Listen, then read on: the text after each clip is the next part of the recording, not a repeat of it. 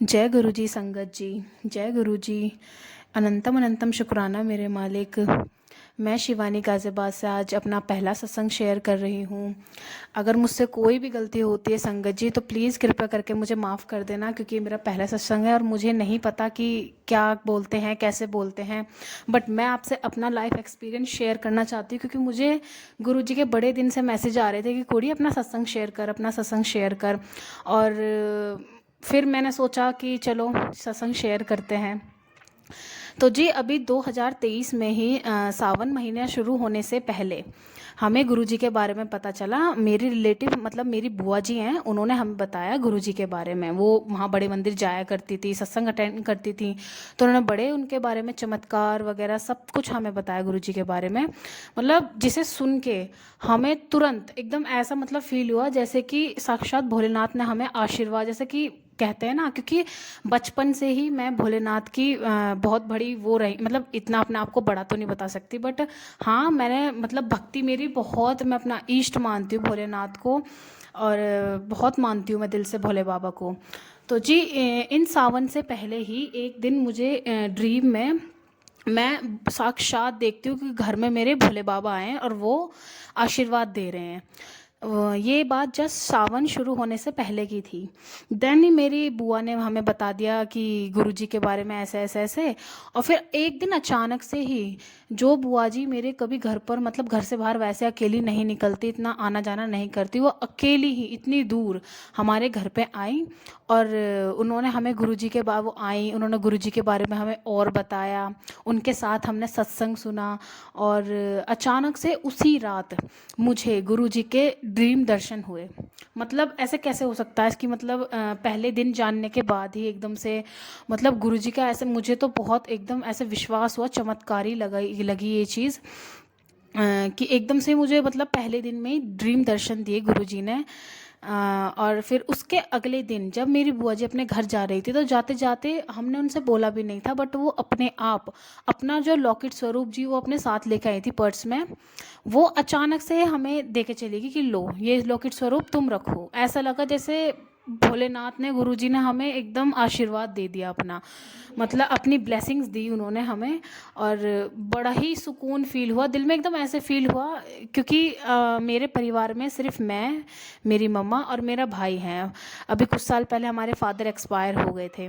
और मतलब गुरुजी की एकदम से ऐसे आने पर हमें ऐसा लगा जैसे किसी बड़े का हमारे सर पे हाथ आया। और उसके बाद कुछ टाइम बाद हमारे मन में ही चल रहा था कि चलो गुरुजी के बड़े मंदिर चलते हैं, जाते जाते हैं, बट कैसे जाएं क्योंकि कभी गए नहीं तो पता भी नहीं। फिर अचानक से ही मेरी बुआ जी का एक दिन कॉल आता है कि चलो बड़े मंदिर चलते हैं, मैं तुम्हें दर्शन करवा के लेके आती हूँ। और हमने सोचा भाई वाह, हम तो सोच ही रहे थे जाने के लिए कि गुरुजी कैसे दर्शन करें, और अचानक से बुआ जी का कॉल आ गया। संगत जी अगर मुझसे कोई बोलने में भूल चूक हो रही तो मुझे फिर से मैं सॉरी बोलती हूँ, क्योंकि मेरा पहला सत्संग है, तो मुझे माफ़ कर देना। मैं कंटिन्यू करती हूँ दोबारा। उसी दिन फिर हाँ हमने प्लान बनाया कि संडे वाले दिन हम चलते हैं बड़े मंदिर।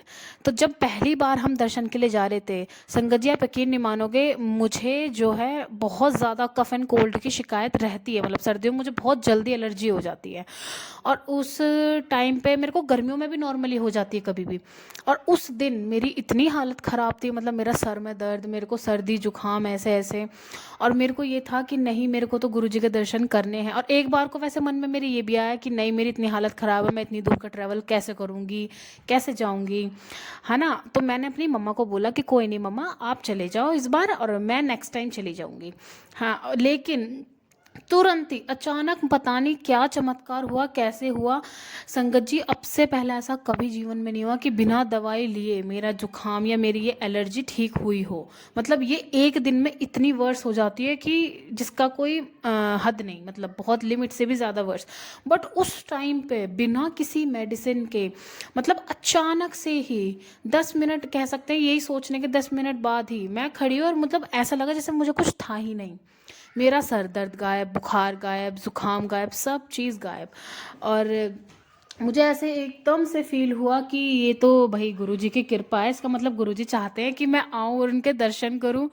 और मतलब मैं बहुत सौभाग्यशाली, मैं बहुत बहुत भाग्यशाली मानती हूँ अपने आप को कि मुझे भोलेनाथ ने, गुरुजी ने ऐसे दर्शन दिए, मतलब ऐसे ऐसी चीज़ें करी मेरे साथ कि जो कि अनबिलीवेबल थी। वो भी बहुत सारी है जो कि मैं बताऊंगी आगे।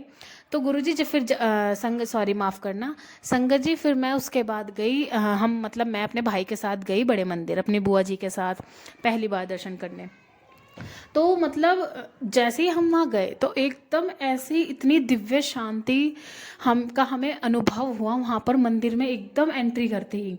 मतलब ऐसे लगा जैसे कि पीछे गुरबानी शब्द चल रहे थे, और मतलब बड़ा ही सुकून मिला दिल को, ऐसे एकदम बोझ सा उतरा।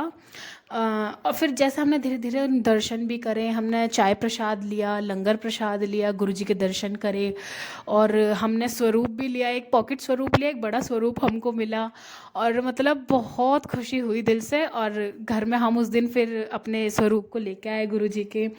और मतलब मैं और मेरा पूरा परिवार ही इतना खुश था कि भाई इस बार तो मेहर हो गई, कि सावन के दिनों में, वो भी आप यकीन कर सकते हैं, सावन के दिनों में एकदम से मतलब भोलेनाथ ने ऐसे आशीर्वाद दिए हमें बहुत ज़्यादा।